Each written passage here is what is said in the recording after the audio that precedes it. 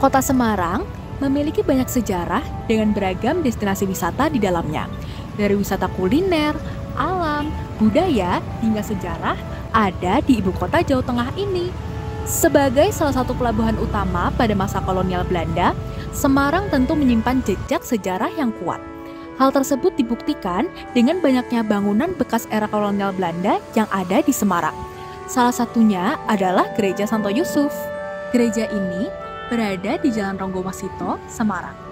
Warga sekitar biasanya menyebut gereja ini sebagai gereja gedangan. Gereja tua dengan bangunan khas tropis ala kolonial ini masih megah berdiri dan menjadi gereja Katolik pertama di kota Semarang.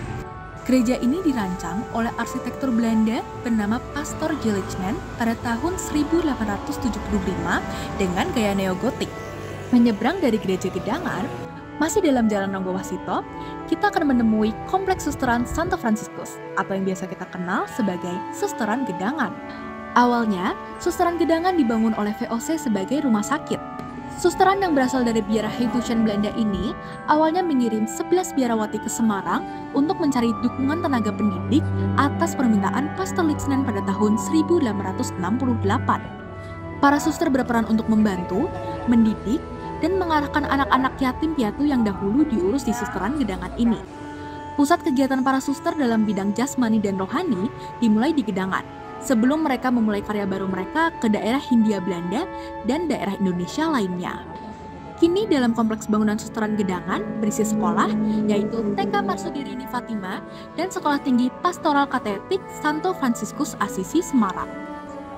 Apabila kita menilik kehidupan para biarawati, terdapat hal yang membuat mereka berbeda dengan orang-orang pada umumnya. Salah satunya adalah kewajiban untuk memilih kehidupan selibat, yaitu tidak menjalani kehidupan perkawinan.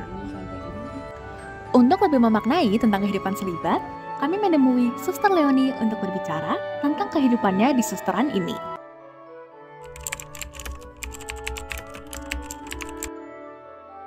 Waktu SD itu memang saya sudah pengen jadi suster ya. Karena bule saya jadi suster, jadi saya pengen jadi suster waktu SD. Kemudian setelah saya SMP, SMA, SPG, kemudian tidak ada panggilan itu. Jadi karena sudah ketemu teman dan macam-macam, sehingga lupa dengan panggilan itu. Ya setiap kali ketemu suster tapi tidak ingat untuk menjadi suster. Tetapi setelah saya kelas 3 SPG itu panggilan itu semakin gencar, semakin kuat, sehingga saya belum lulus SPG itu, kelas 3 belum lulus, saya sudah ke sini. Memang panggilan itu tiba-tiba. Jadi kadang-kala bilang begitu, kadang-kala Tuhan menangkap dengan kuatnya waktu kelas 3 itu. Sehingga saya tidak ambil resiko apa-apa. Saya dari Jogja ke sini sendiri, waktu muda-muda belum pernah pengalaman pergi-pergi dari desa sana langsung ke sini sendiri, itu saya tempuh sendiri karena begitu kuatnya panggilan itu. Jadi dari tahun 88 saya ke sini, lulusan juga 88, sebelum lulus saya sudah ke sini.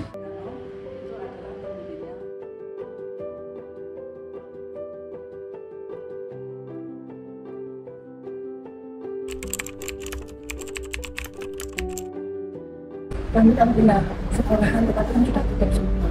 Kami itu kan punya SD-nya sepertinya punya 3. SD Teresia, SD Clara, dan SD Yesus Christ. Satu sekolahan ada 30, itu kehidupan untuk menyokong sekolahan, untuk menyokong suster-suster. Jadi hidupnya, kalau misalnya minus juga tidak menghasilkan apa-apa. Kami tergantung dengan lebih kalau misalnya ada yang berat gitu, akan tertopang gitu. Kalau tidak ya kami ya sudah tidak kan permohonan dari pusat.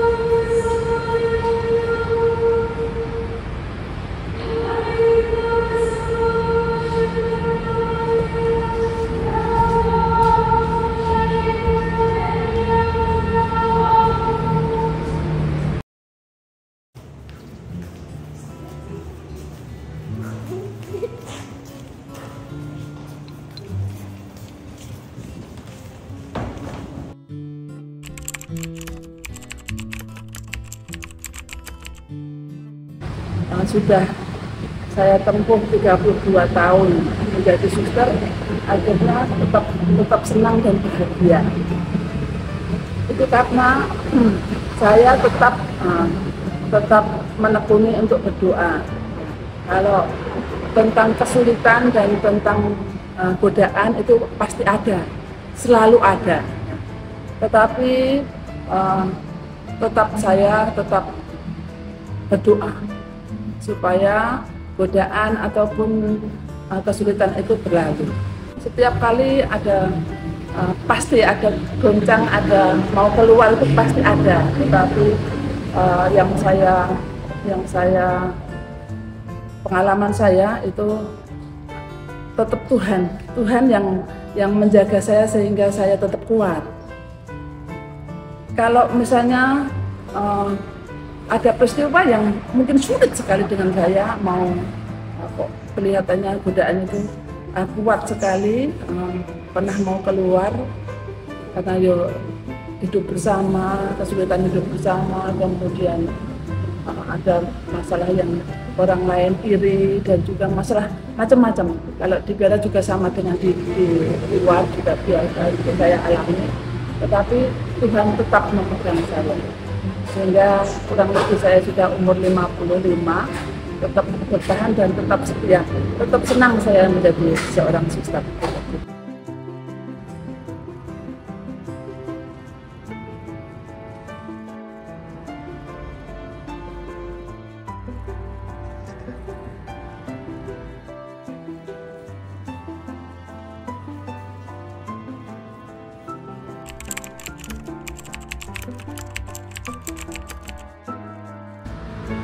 Kami hiburannya langsung doa, tidak ada hiburan yang lain.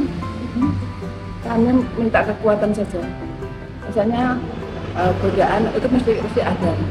Tetapi karena kami juga nonton TV juga tidak ada, hiburan mau kemana-mana sudah tidak ada. Ya kami berdoa, larinya berdoa. Jadi minta kekuatan Tuhan supaya godaan itu terhindar, tergeserkan. Gitu. Biasanya langsung kita ketemu suster-suster, makan bersama, atau bersedau-gurau dan macam-macam, rasanya iya. Kami bebas. Nah, jadi ketemu dengan suster-suster.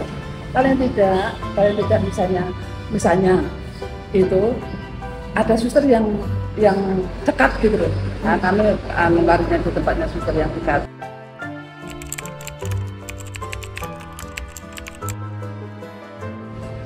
Saya lebih senang hidup di Indonesia karena beragam agama. Jadi ada Islam, Katolik, Kristen, Buddha, Hindu. Saya berpesan bahwa sangat rukun. Maka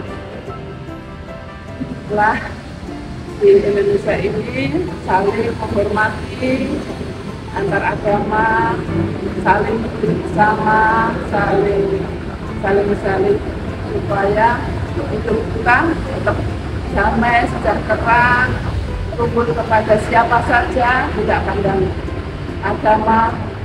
Kita semua ciptaan Tuhan, kita semua sama. Terima kasih.